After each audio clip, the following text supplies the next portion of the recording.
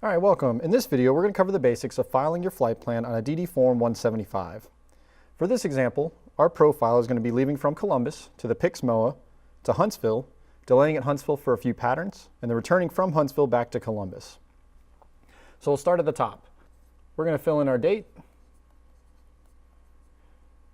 our call sign. So today will be Ali01, and then we'll start on the first line. So we're planning to have an IFR flight plan.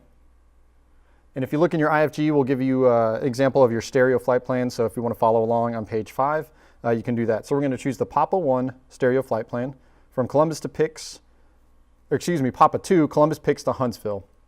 So true airspeed it gives us is 285.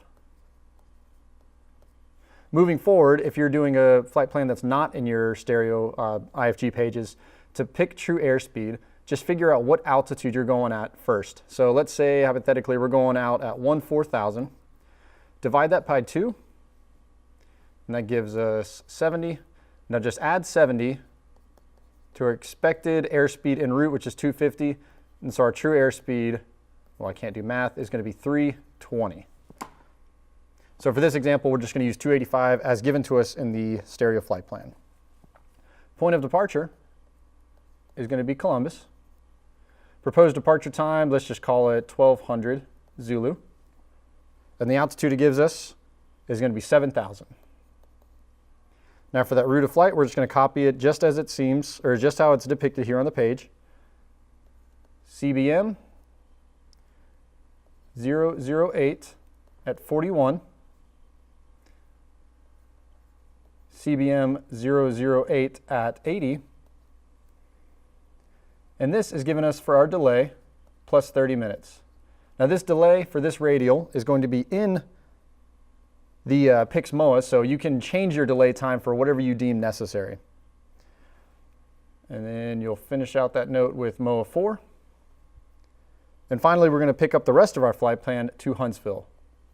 So on the next line, we'll add in Muscle Shoals, MSL, DCU, which is Decatur, and Huntsville here. For the 2 line, since we're not full stopping Huntsville, we're going to leave this blank. But our estimated time en route should be about an hour and 30 minutes, or excuse me, an hour and 5 minutes, given that we have our 30-minute delay in the MOA. Now, if you increase that delay, you would have to increase your estimated time en route. Now, there's a couple ways you can depict a delay. You can either do an en route delay at Huntsville or a radar delay. Look for the following videos to see how we do a radar delay. So for this example, we're just going to do an en route delay. Now at Huntsville, just add the / delay 0 + 00. Now obviously, if you're going to delay there for an extended period of time, put the time that you depict and then increase your estimated time en route as necessary.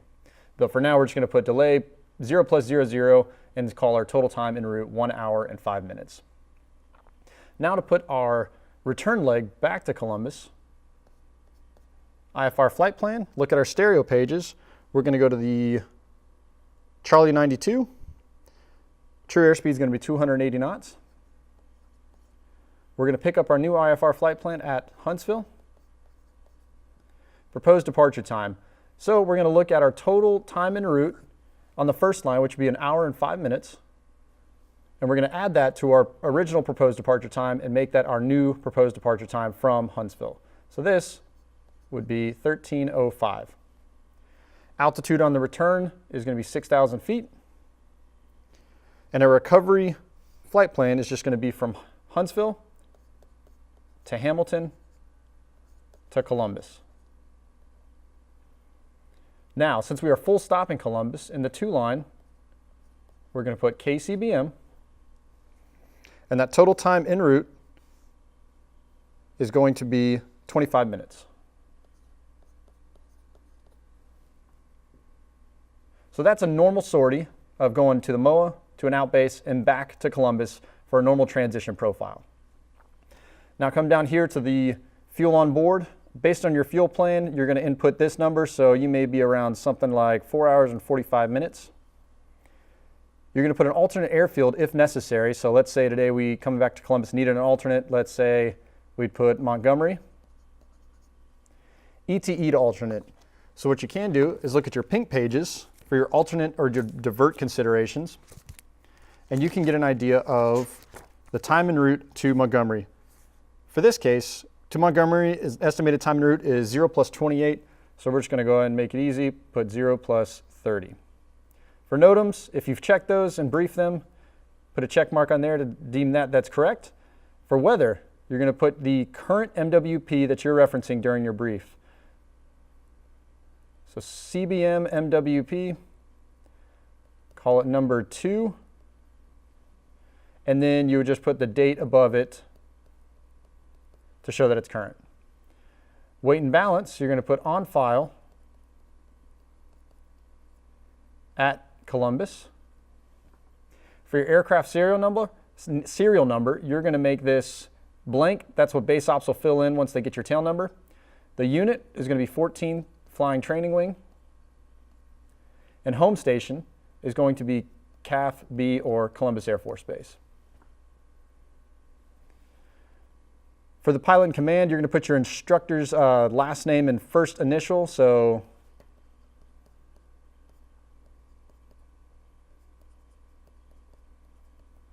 like that.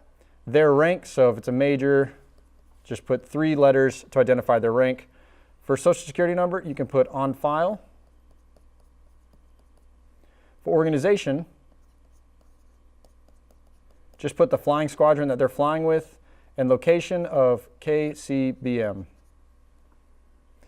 Now, for each following student or any other crew member, you're just going to put their duty code. So if you're a student, you're going to put SP. Same concept for your name, your rank. On file can be the same. And then if you're in a student squadron, you're just going to put that applicable student squadron.